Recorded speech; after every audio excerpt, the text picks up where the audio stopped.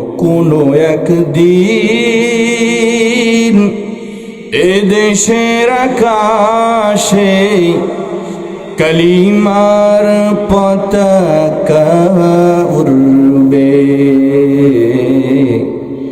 সেদিন সবাই খোদারি বিধান পে দুঃখ বেদনা ভুলবে। সেদিন আর রবে না হাহাকার, অন্যায় জুলুম অবিচার।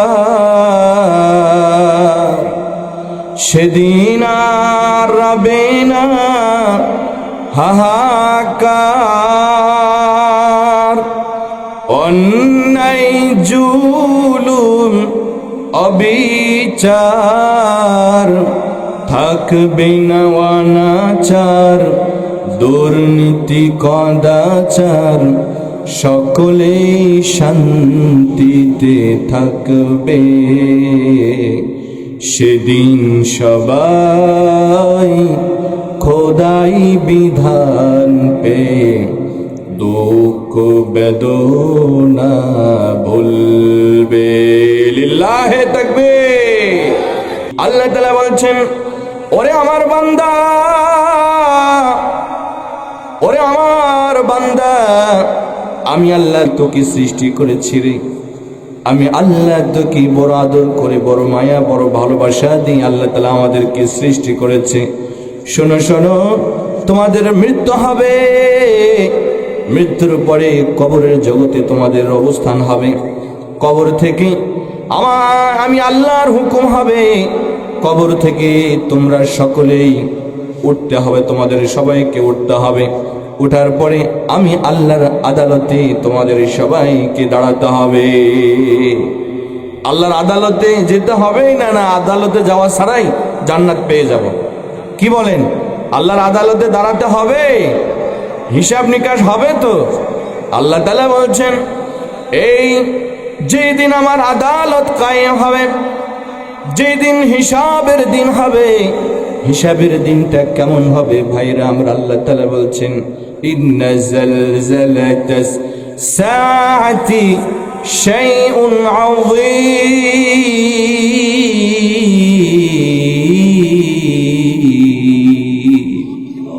আল্লাহ তাআলা বলছেন, ওরে আমার বান্দা শোনো শোনো, নিশ্চয় আমার জালজালা, আমার মহাপ্রকম্পন, এটা কিন্তু অনেক কঠিন হবে। কেমন হবে? কেমন হবে? আল্লাহ তাআলা বলছেন, ইয়াউমা তারাউনাহা তাযহালু কুল্লু মুরদিআ, সেই দিন তোমরা দেখবে যেই দুগ্ধদানকারিণী মা, যেই মা তার কলিজার টুকরা সন্তানকে বুকের কাছে টেনে ধরে রাখে। আমরা দেখেছি, খবরে পড়েছি, আগুনে পুড়ে যায় মা, সেই সময়ও সন্তানকে বুকের সাথে জড়িয়ে ধরে রেখেছিল। কি জন্য? যে আমার যদি মৃত্যু হয়, আমার এই ছোট্ট সন্তান আমার সাথেই থাকবে। সন্তানকে বুকে জড়িয়ে ধরিয়ে মৃত্যুর খবর আমরা শুনেছি। কিন্তু কিয়ামতের দিন এমন অবস্থা হবে রে ভাই, এমন অবস্থা হবে। আল্লাহ তাআলা বলছেন, সেই কিয়ামতের দিন মা তার সন্তানকে চিনবে না, দুগ্ধদানকারিণী মা তার সন্তানকে ভুলে যাবে। কি দিন, কি কঠিন দিন সেই দিন হবে। তারপরে বলছেন, ওয়াতাদা কুল্লু যাতি হামলিন হামলাহা, গর্ভধারিণী মা কিয়ামতের দিন আল্লাহর আদালতে দাঁড়াবে। এমন কঠিন অবস্থায়, এমন দুশ্চিন্তা, এমন টেনশন শুরু হবে রে ভাই। সেই দিন মা, গর্ভধারিণী মা টেনশনে, দুশ্চিন্তায় তার সন্তানকে ভূমিষ্ঠ করে ফেলবে। মানুষদের অবস্থা কেমন হবে রে ভাই? মানুষের অবস্থা কেমন হবে? আল্লাহ তাআলা বলছেন, ওয়াতারান নাসা সুকারা, সেই কিয়ামতের দিন হে নবী, তুমি মানুষদেরকে মাতাল অবস্থায় দেখবে, মানুষরা এত দুশ্চিন্তাগ্রস্ত হবে, এত দুশ্চিন্তা, বেশি দুশ্চিন্তা হয়ে গেলে মানুষের মাথা নষ্ট হয়ে যায়। বেশি দুশ্চিন্তা আসলে অনেক কথা মানুষ বলে যায়, এমন অবস্থা হবে কিয়ামতের দিন। আল্লাহ তাআলা বলছেন ওয়ামা হুম বিসুকারা, অথচ তারা কিন্তু দুনিয়াতে তারা মাতাল ছিল না। আল্লাহ তাআলা বলছেন ওয়ালাকিন্না আযাবাল্লাহি শাদীদ। আল্লাহ তাআলা বলছে ওরে আমার বান্দা, ওরে আমার বান্দা, শুনে রাখো, শুনে রাখো, আমার আযাব কিন্তু বড় কঠিন। আমার আযাব যেমন বড় কঠিন, আমার পাকড়াও বড় কঠিন। ইন্না বাতশা রাব্বিকা লাশাদীদ।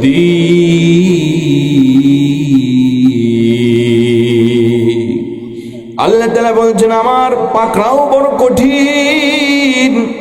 আমি তোমাদেরকে ছেড়ে দিয়ে রেখেছি, আমি তোমাদেরকে ছেড়ে দিয়ে রেখেছি, যা ইচ্ছা তাই তোমরা করছো। কত খারাপ কাজ করছো, নির্জনে খারাপ কাজ করছো, নির্জনে জানা করছো। আমি তোমাদেরকে পাকড়াও করি না রে বান্দা, আমি তোমাদেরকে পাকড়াও করি না। কত নাফরমানি করছো, তাও আমি তোমাদেরকে খাবার দেই। কত নাফরমানি করো, কত নাফরমানি করো রে বান্দা। নিঃশ্বাস যদি আল্লাহ তাআলা, অক্সিজেন যদি আল্লাহ তাআলা বন্ধ করে দেয়, অক্সিজেনের সাপোর্ট যদি লাগে, তাহলে কত টাকা খরচ হয় একটু চিন্তা করলে বুঝে আসবে। আল্লাহ তাআলা আমাদেরকে ছেড়ে দিয়ে রেখেছেন। আল্লাহ তাআলা বলছেন তোমাদেরকে ছেড়ে দিয়ে রেখেছি একটা নির্দিষ্ট সময় পর্যন্ত। ওরে আমার বান্দা, ওরে আমার বান্দা, সেই কিয়ামতের দিন কেমন অবস্থা হবে আল্লাহ তাআলা বলছেন ইয়াউমা ইয়াফিরুল মারউ মিন আখিহি।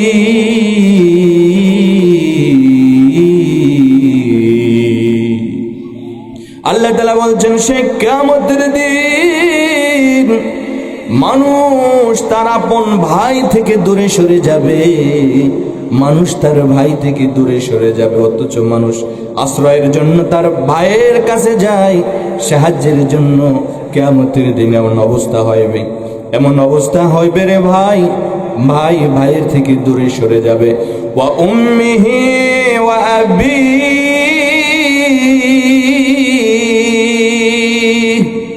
আল্লাহ তাআলা বলছেন সেই দিন মানুষ তার বাবা থেকে পলায়ন করবে, মানুষ তার মা থেকে পলায়ন করবে।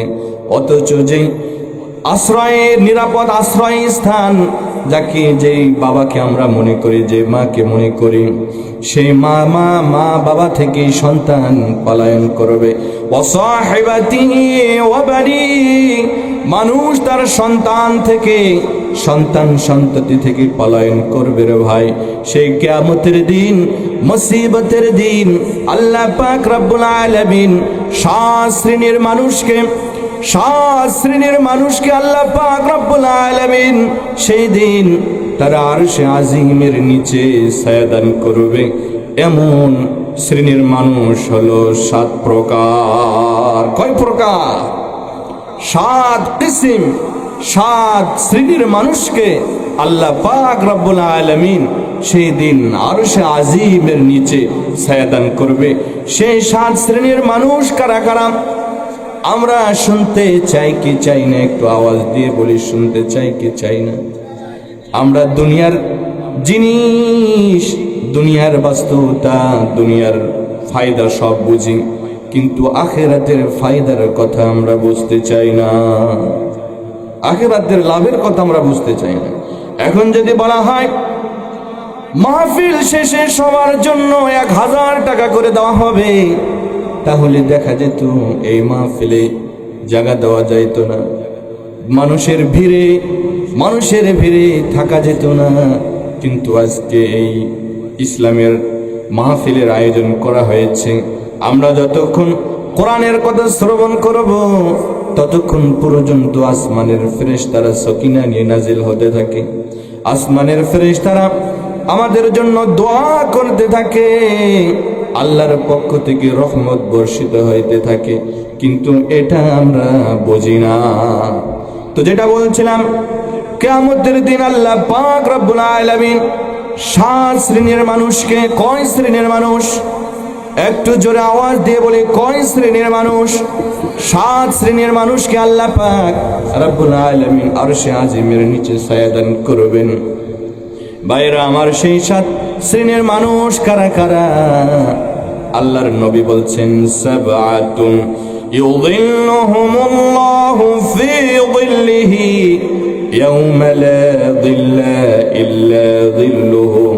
আল্লাহ পাক রব্বুল আলামিন কিয়ামতের দিন, যেই দিন আল্লাহর আরশের ছায়া ছাড়া অন্য কোনো ছায়া থাকবে না, সেই দিন আল্লাহ তাআলা 7 কিসিমের মানুষকে, 7 শ্রেণীর মানুষকে আল্লাহ তাআলা আরশে আজিমের নিচে ছায়া দান করবেন। 1 নম্বর, আল্লাহর নবী বলেন, আল ইমামুল আদিল। আল্লাহর নবী বলেন 1 নম্বর হচ্ছে ন্যায়পরায়ণ বিচারক। যেই বিচারক বিচার করে ইনসাফ দিয়ে, কি দিয়ে বলুন? যে বিচারক বিচার করে ইনসাফ দিয়ে, এই ইনসাফগার বিচারক কিয়ামতের দিন আল্লাহ পাক রব্বুল আলামিন আল্লাহর আরশে আজিমের নিচে ছায়া পাবে। যদি বিচারক বিচার কার্য ফাইসালা করে, বিচার কার্য পরিচালনা করে যদি ইনসাফ দিয়ে, আল্লাহর নবী বলছেন ওই বিচারক কিয়ামতের দিন আল্লাহর আরশের নিচে ছায়া পাবে। কিন্তু বর্তমান আমরা এমন সময়ে অবস্থান করছি যে আমরা বিচার নিতে যাই, সঠিক বিচার পাই না।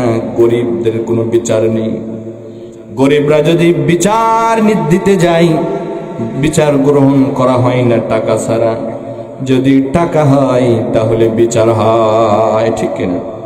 যদি টাকা আছে, যদি ক্ষমতা থাকে, যদি প্রভাব থাকে, যদি শক্তি থাকে, তাহলে আপনি যদি কোনো বিচার পেশ করেন, বিচার গ্রহণ করা হয়। কিন্তু যদি আপনার টাকা না থাকে, যদি আপনার প্রভাব না থাকে, আপনি যদি দল না করেন, তাহলে বিচার থেকে বঞ্চিত হয়ে যায়। এটা তো ইনসাফ নয়। কিন্তু আল্লাহর নবী বললেন, যে বিচারক বিচার করে ইনসাফ দিয়ে, যে বিচারক বিচার করে ইনসাফ দিয়ে, এমন তার কাছে ধনী গরিবের কোনো ব্যবধান নেই। তার কাছে কে সম্মানী, কে অসম্মানী, কে সাদা, কে কালো, কে কোন দল করে, এটার তার কোনো বিচার করে না। তার কাছে যখনই কোনো মানুষ যায়, তখন সঠিক ন্যায় যে বিচার সেটা করে। কিন্তু ভাইরা আমার, ইনসাফ যদি কায়েম হতে চায়, তাহলে কোরআন অনুযায়ী জীবন পরিচালনা করার প্রয়োজন আছে না নাই?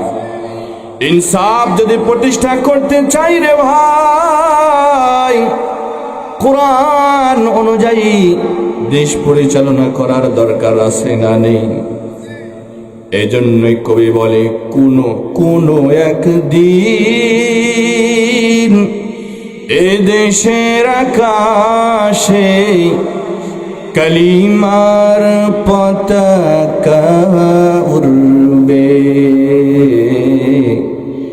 সেদিন সবাই খোদারি বিধান পে দুঃখ বেদনা ভুলবে।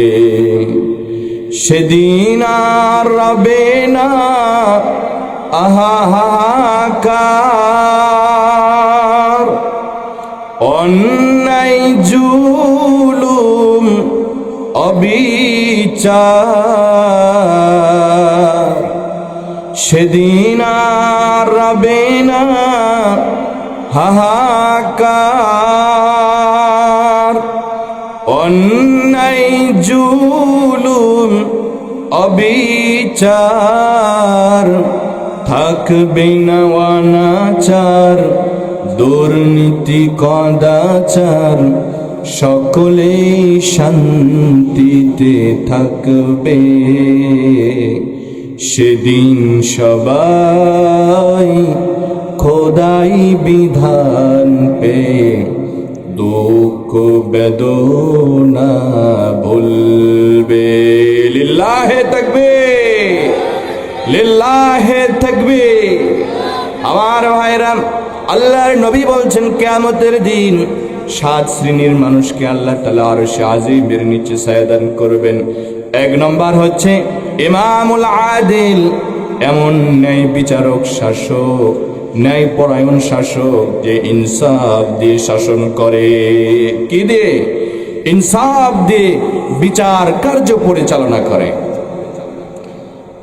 2 নম্বর হচ্ছে ইনসাফ দিয়ে বিচার কার্য পরিচালনা করে।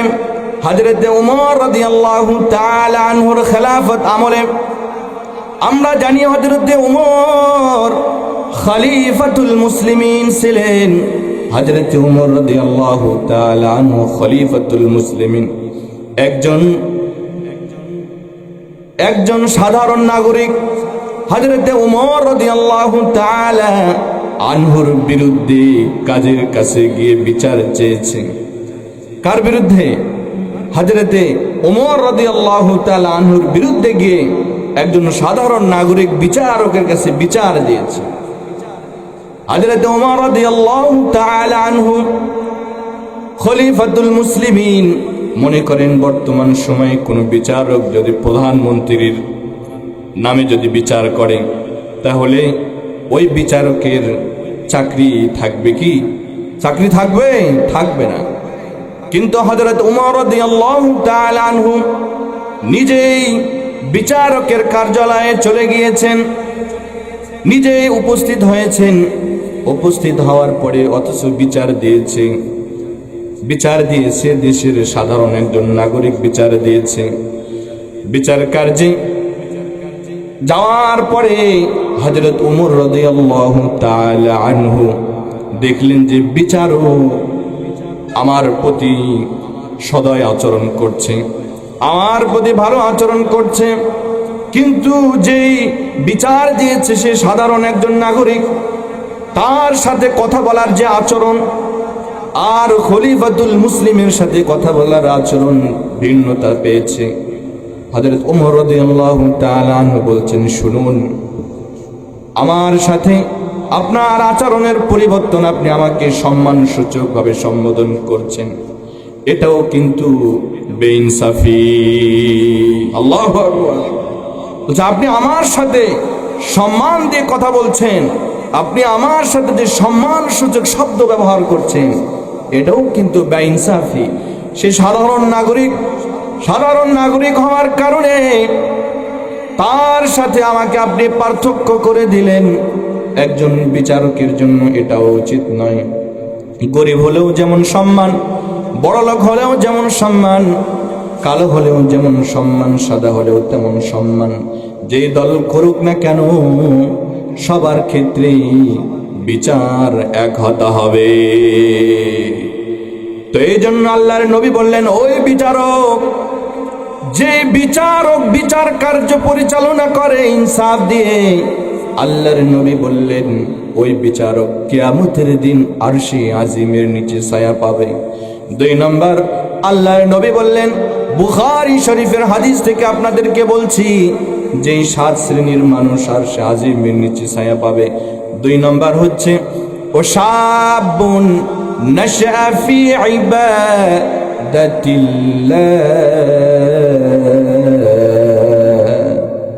আল্লাহর নবী বললেন 2 নম্বর ওই যুবক যে তার যৌবনকালকে আল্লাহর রাস্তায় কাটিয়ে দিয়েছে। ওই যুবক যে তার যৌবনকাল আল্লাহর রাস্তায় কাটিয়ে দিয়েছে, বলুন না সুবহানাল্লাহ।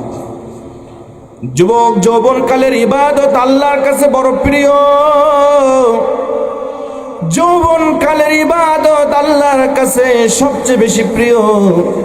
তার কারণ যৌবনকালে আমাদের একটা শক্তি থাকে।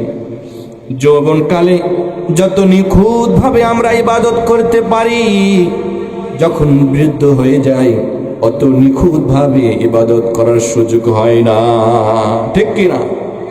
যৌবনকালে যে শক্তি থাকে ইবাদত যেভাবে করতে পারি বৃদ্ধ হলে আর সেভাবে করতে পারি। যৌবনকালকে আল্লাহর রাসূল গনিমত মনে করার কথা বলেছেন। ইগতানিম খামসান ক্বাবলা খামসিন শাবাবিকা ক্বাবলা হারামি। আল্লাহর নবী বলেন, ওরে যুবকেরা, তোমরা এই যৌবনকালকে তোমরা মূল্যায়ন করো, যৌবনকালকে তোমরা গনিমত মনে করো।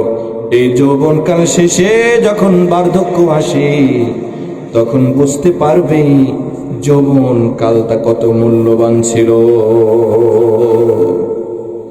এই যৌবনকালের ইবাদত আল্লাহর কাছে বড় প্রিয় রে যুবক। অথচ আমরা যৌবনকালটা গুনাহ করতে করতে যৌবনকাল শেষ করে দেই। যৌবনটাকে আমরা গুনাহের মধ্যে শেষ করে দেই। যখন বৃদ্ধ হয়ে যায় তখন এসে ইবাদত করার ভান করি, তখন আমরা ইবাদত করার চেষ্টা করি। অথচ যৌবনকালে যদি আমরা আল্লাহর ইবাদত করতে পারি রে ভাই, যৌবনকালে যদি আল্লাহর গোলামি করতে পারি, যৌবনকালে যদি আল্লাহর দাসত্ব করতে পারি, বার্ধক্যজনিত সময় ইবাদতের মধ্যে যেই দুর্বলতা চলে আসে, আল্লাহ তাআলা যৌবনকালে ইবাদত করার কারণে আল্লাহ তাআলা সেটার কাফারা করে দেয়। তো বলছিলাম, ওই যুবক, যেই যুবক তার যৌবনকালটা আল্লাহর রাস্তায় খরচ করে, যেই যুবক তার যৌবনকালটা আল্লাহর ইবাদতে কাটিয়ে দেয়, আল্লাহ তাআলা ওই যুবককে কাল কিয়ামতের দিন আরশে আজিমের নিচে ছায়াদান করবেন। আমরা আসহাবে আমরা সূরাতুল কাহাফ পড়ি, সূরাতুল কাহাফ তেলাওয়াত করি। সূরাতুল কাহাফে আল্লাহ তাআলা এমন 7 জন যুবকের কথা বলেছে, যে 7 জন যুবক তাদের ঈমান রক্ষা করার জন্য ঘর বাড়ি ত্যাগ করে পাহাড়ের গুহায় গিয়ে আশ্রয় নিয়েছিল। সেই 7 জন যুবকের ঘটনা, তারা ঈমান রক্ষা করার জন্য। এই জন্য যুবক ভাইরা রে আমার, ঈমান টিকে রাখার জন্য যদি গ্রামের পরিবেশ ভালো না হয়, বন্ধু বান্ধব যদি ভালো না হয়, আমি যে সমস্ত বন্ধুদের সাথে মিশছি, মেলামেশা করি, চলাফেরা করি, বন্ধুরা যদি ভালো না হয়, তাহলে তাদের সংস্রব পরিত্যাগ করতে হবে, তাহলে তাকে সংস্পর্শ পরিত্যাগ করতে হবে। যে গ্রামে থাকি সেই গ্রামের পরিবেশ যদি না ভালো না হয়, আমলি পরিবেশ যদি না হয়, গ্রাম ছাড়তে হবে। 7 জন যুবকের ঘটনা বর্ণনা করা হয়েছে, যারা দেশের তৎকালীন সময়ে রাজা ছিল একজন বড় জালিম। তিনি মূর্তি পূজা করতেন, উম্মতদেরকে, তার প্রজাদেরকে মূর্তি পূজার জন্য আহ্বান করতেন। কিন্তু ওই 7 জন যুবক তাদের ঈমানকে রক্ষা করার জন্য, ঈমানকে বাঁচানোর জন্য তারা বুঝেছেন মূর্তি কোনোদিন ইলাহ হতে পারে না, মূর্তি কোনোদিন মাবুদ হতে পারে না, মূর্তি কোনোদিন রব হতে পারে না। তার কারণ যে মূর্তির ইবাদত মানুষ করে রে ভাই, সেই মূর্তি নিজের খাওয়া নিজেই খেতে পারে না, সেই মূর্তির উপর মাছি পড়ে, মাছিকে খেদাতে পারে না। মূর্তির উপর যখন খাবার দেওয়া হয়, মূর্তির কাছে খাবার দেওয়া হয়, তো মূর্তি যখন নিজের খাবার নিজেই খেতে পারে না, সেই মূর্তি কোনোদিন মানুষের রব হতে পারে না। ওই যুবক ঈমান রক্ষা করার জন্য ঘর বাড়ি ছেড়েছে, নিজের দেশ ছেড়েছে, পাহাড়ের গুহায় গিয়ে আশ্রয় নিয়েছে। তাদের সাথে ছিল একটি কুকুর, সাথে নিয়েছে একটা কুকুর। আল্লাহর কাছে দোয়া করছে, রব্বানা আতিনা মিন লাদুনকা রাহমা ওয়া হাইয়্ লানা মিন আমরিনা রাশাদা। ও আমার মালিক, কার কাছে দোয়া করেছে যুবকেরা? ঈমান রক্ষার জন্য কার কাছে দোয়া করেছে? জবান খুলে বলি, আল্লাহর কাছে দোয়া করেছে। আয় আল্লাহ, আমরা এমন একজন জালিম, আমার আল্লাহ আমরা একজন জালেম রাজার কাছে আছি। আল্লাহ সে আমাদেরকে মূর্তির দিকে ডাকে, মূর্তির দিকে আমাদেরকে আহ্বান করে। আল্লাহ আমরা মূর্তি পূজা করতে চাই না, আমরা তো তোমার ইবাদত করতে চাই, তোমার গোলামি করতে চাই। রব্বানা আতিনা মিন লাদুনকা রাহমা, আল্লাহ তোমার পক্ষ থেকে আমাদেরকে রহমত দান করো। ওয়া হাইয়্ লানা মিন আমরিনা রাশাদা, আল্লাহ আমার রাস্তাকে তুমি সহজ করে দাও। ওই 7 জন যুবক আল্লাহর কাছে দোয়া চেয়ে রওনা দিয়েছে। কোথায় যাবে, কোথায় যাবে? যেতে যেতে একটা পাহাড় পেয়েছে। সেই পাহাড়ের গুহায় তারা আশ্রয় নিয়েছে, কুকুরকে পাশে রেখেছে। আল্লাহর কাছে দোয়া করেছে, রব্বুল আলামিন আল্লাহ আমরা ঈমান নিয়ে বেঁচে থাকতে চাই, শিরিক করতে চাই না, গুনাহ করতে চাই না, নাফরমানি করতে চাই না। তো ওই পাহাড়ের নিচে আশ্রয় যিনি দিয়েছেন তিনি কে? জবান খুলে বলে তিনি কে? পাহাড়ের ভিতরে 1 দিন নয়, 2 দিন নয় রে ভাই, 1 বছর নয়, 2 বছর নয়, 3 বছর নয়, আল্লাহ পাক রব্বুল আলামিন তাদেরকে ওই পাহাড়ের মধ্যে 309 বছর তাদেরকে পাহাড়ের ভিতরে রেখেছে। আল্লাহ, 309 বছর পাহাড়ের মধ্যে তারা আশ্রয় নিয়েছিল। আল্লাহ তাআলা বলছেন, ওয়া তাহসাবুহুম আইকাযান ওয়া হুম রুকুদ। আল্লাহ তাআলা বলছে, মানুষরা যদি তাদেরকে দেখতো মনে করতো তারা জীবিত, মনে করতো তারা জাগ্রত, অথচ অহম রুকুদ, তারা ঘুমের মধ্যে ছিল। আল্লাহ তাআলা তাদেরকে এমন একটা ঘুম দিয়েছে, 309 বছর পরে তারা ঘুম থেকে জাগ্রত হয়েছে। 309 বছর পরে ঘুম থেকে জাগ্রত হওয়ার পরে দেখে তাদের যে নখগুলো আছে, নখগুলো বিশাল বিশাল হয়ে গিয়েছে। দাড়ি মুছগুলো যখন দেখে এবারে অনেক লম্বা লম্বা হয়ে গিয়েছে। একজন আরেকজনকে বলে, তারা যেই সময়ের টাকা নিয়ে নিজের কাছে রেখেছিল, সেই টাকাগুলো নিয়ে যখন দোকানে গিয়েছে, দোকানদার বলে, এটা তো এই সময়কার টাকা নয়, এখন তো এই টাকাগুলো চলে না। তো এই পাহাড়ের মধ্যে যে রব আশ্রয় দিয়েছিল তিনি কে? একটু জবান খুলে বলে তিনি কে? আল্লাহ। আল্লাহ কি না করতে পারে রে ভাই? আল্লাহ তাআলা কি না করতে পারে? আল্লাহ তাআলা সব করতে পারে। যে আল্লাহ ওই যুবকদেরকে পাহাড়ের গুহায় 309 বছর যে আল্লাহ তাদেরকে নিরাপত্তা দিয়েছিলেন, সেই নিরাপত্তা কি আল্লাহ তাআলা আমাদের দিতে পারে কি পারে না? আমরা শুনেছি, আমরা জানি ঘটনা, ইউসুফ আলাইহিস সালাতু ওয়াস সালামকে, ইউসুফ আলাইহিস সালাতু ওয়াস সালামের ঘটনা আমরা জানি। জুলাইখা ইউসুফ আলাইহিস সালাতু ওয়াস সালামের সাথে অপকর্ম করতে চেয়েছিলেন, কিন্তু এমন জানলা দরজা সবগুলো বন্ধ করে দিয়েছে। জানলা দরজা সবগুলো বন্ধ করে দিয়েছে, অপকর্ম করবে। কিন্তু ইউসুফ আলাইহিস সালাতু ওয়াস সালাম ওই ঘরের মধ্যে আল্লাহ তাআলাকে ডেকেছে, ওগো মালিক, আমি এখান থেকে বাঁচতে চাই, গুনাহ থেকে বাঁচতে চাই। দরজাগুলো যিনি খুলে দিয়েছিলেন, জবান খুলে বলে তিনি কে? একের পর এক দরজা, লাগানো দরজা তো লাগানো আছে, একের পর এক যে দরজাগুলো খুলে দিয়েছিলেন তিনি কে? তিনি হলেন আল্লাহ। আল্লাহ আমার রব, এই রবি আমার শাহ। সবাই বলে, আল্লাহ আমার রব, এই রবি আমার শাহ। দামি দামি তনুমানি তারি অনুভব। ওই রব এই জন্য যে কথা বলছিলাম, যুবক বয়সের ইবাদত আল্লাহর কাছে বড় প্রিয়। যুবক বয়সের ইবাদত আল্লাহর কাছে বড় প্রিয় রে ভাই। যুবক বয়সের ইবাদত আল্লাহর কাছে এত প্রিয়, এত প্রিয়। যুবকরা যখন আল্লাহর ইবাদত করে, আল্লাহ বড় খুশি হয়ে যায়।